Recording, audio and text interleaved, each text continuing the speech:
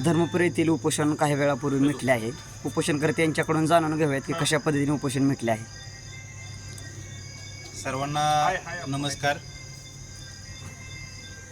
आज दिनांक 26/9/2025 रोजी आपण ग्रामपंचायत कार्यालय धर्मपुर या ठिकाणी उपोषणाला बसलो होतो. उपोषणाला बसायचं कारण असं होतं की 2025 जो पंचवार्षिक विकास आराखडा आहे, तो पंचवार्षिक विकास आराखडा ग्रामसभा 1 एप्रिल ते 31 मे पर्यंत घ्यायची असते आणि त्या कालावधीमध्ये त्या ग्रामसभेमध्ये वार्षिक विकास आराखडा तयार करायचा असतो.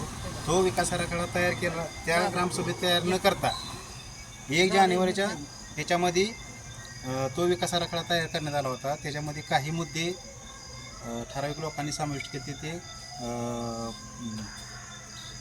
मला वाटते 26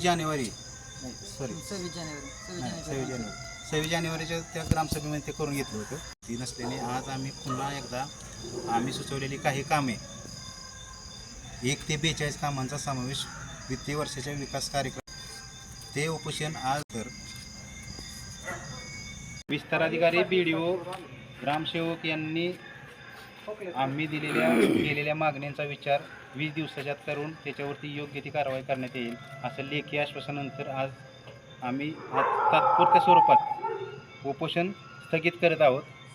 20 दिवसात जर 1 ते 42 मुद्द्यांवर कारवाई नाही झाली तर आम्ही 20 दिवसानंतर पुन्हा या ठिकाणी ग्रामपंचायतच्या समोरच उपोषणाला बसणार आहे. त्याची दखल घेऊ. धन्यवाद.